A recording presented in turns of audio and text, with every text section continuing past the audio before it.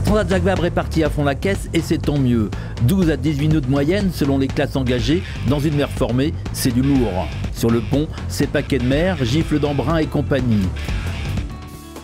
Écoute, toujours pas loin de notre camarade PRB qui est juste à côté de nous là encore. C'est un peu sport comme départ, mais je pense que ça va être intense, ça va être rapide et intense. Côté 60 pieds monocoque, cela joue collé serré, cap à l'ouest pour toucher la première bascule de vent depuis le départ. Elle permettra de virer de bord, d'ouvrir les voiles, histoire d'aller plus vite encore.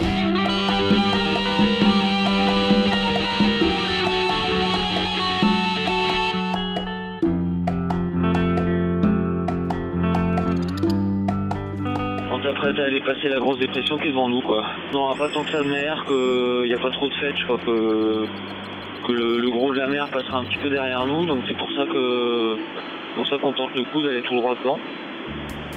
Voilà, mais on sait que ça va être compliqué, qu'on va avoir des vents supérieurs à 40 nœuds et que ne pourra pas faire d'erreur de manœuvre quoi. Donc voilà, mais je pense que plus ça se tente.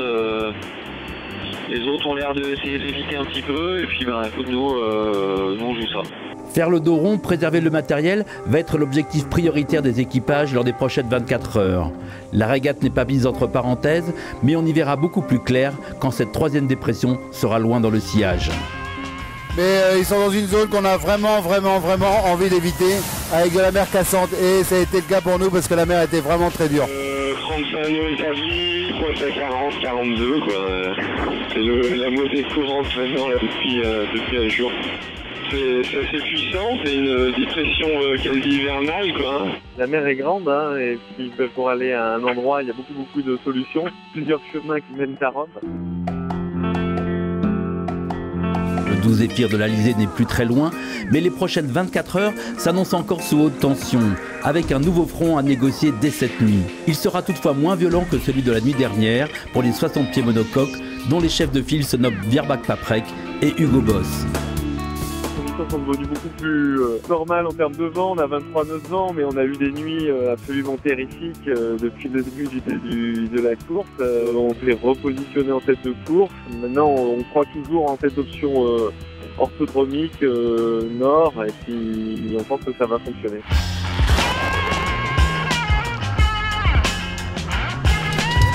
Au fil des milles parcourus, les équipages ont placé leur monture sur le grand échiquier de l'Atlantique Nord. Le jeu de chacun, après une semaine de course, est bien lisible.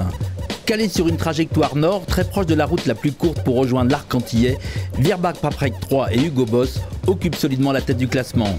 Il y a eu une belle semaine découlée avec beaucoup de tourments, beaucoup de vent. On va en reparler avec Jérémy, notre stratégie.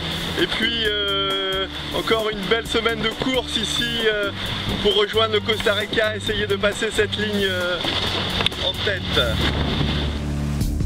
Pour gagner une épreuve comme la Transat Jacques Vabre, il faut aller vite, ne pas casser, mais aussi ne pas se tromper dans sa trajectoire. Jean-Pierre Dick et Jérémy Bayou ont fait tout cela mieux que les autres. 4 jours qu'ils sont en tête, avec devant leur étrave une voie qui s'annonce royale.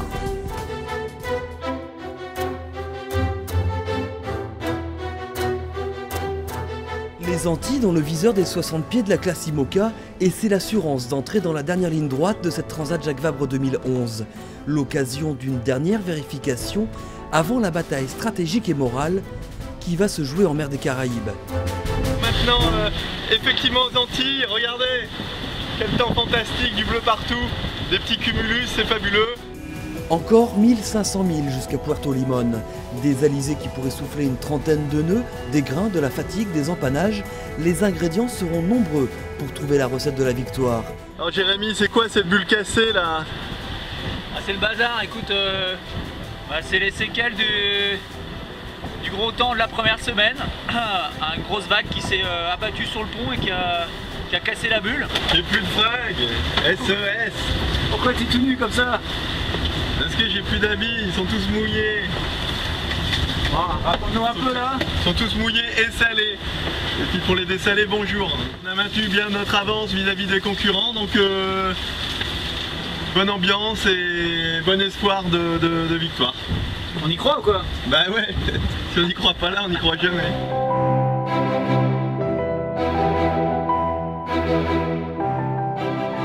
Jérémy, ça te fait quoi cette arrivée en tête dans les eaux de Costa Rica? Je sais pas, écoute, là t'as plus d'habitude que moi, JP, hein, c'est ma première victoire, peut-être ma première victoire sur une grande transatlantique, donc écoute, rien que d'être en tête déjà de cette course-là, moi ça fait quelque chose, donc voilà, faut croiser les doigts, il faut que ça le fasse. Ça envoie du pâté sur Birman Paprec, direction le Costa Rica.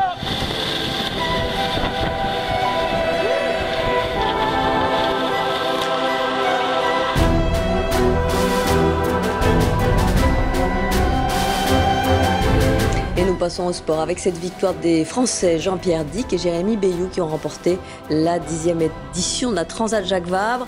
À 2h du matin, Jean-Pierre Dick et Jérémy Bayou ont réveillé les Costaricains un peu plus tôt que prévu. Le grand monocoque bleu fend la nuit costaricaine et après 15 jours, 18 heures et 15 minutes de mer, enfin la délivrance. Le refrain est connu, la Jacques Vabre est une transatlantique du Havre au Costa Rica et à la fin c'est toujours Jean-Pierre Dick qui gagne. 3e participation, 3e victoire avec un 3e coéquipier pour le Niçois, passé grand maître dans l'art de la navigation en double. Jérémy Bayou lui signe son premier succès sur une transat. L'association des deux donne en 15 jours et 18 heures un nouveau temps de référence sur le parcours. C'est un immense moment de bonheur d'être ici et de gagner cette course. On s'y habitue pas, c'est vrai, même si c'est la 3e Jacques Vabre, c'est fantastique, c'est fantastique tout simplement. La pression est un petit peu sur moi parce que normalement tu vas faire une régate en double avec Jean-Pierre et tu gagnes quoi. Donc si tu veux, il a réussi le test. Je pense que j'étais un peu tendu au départ. Ensemble ou séparément, à eux deux, ils ont remporté les plus belles courses de la saison. La Barcelona pour Dick, la solitaire pour Bayou. En tête depuis 11 jours, on pourrait croire que tout a été facile pour cette paire d'as, vainqueur devant le duo Thompson-Altadil. Mais rien n'est jamais simple au milieu de l'océan. Très fier d'avoir fait ça, quoi.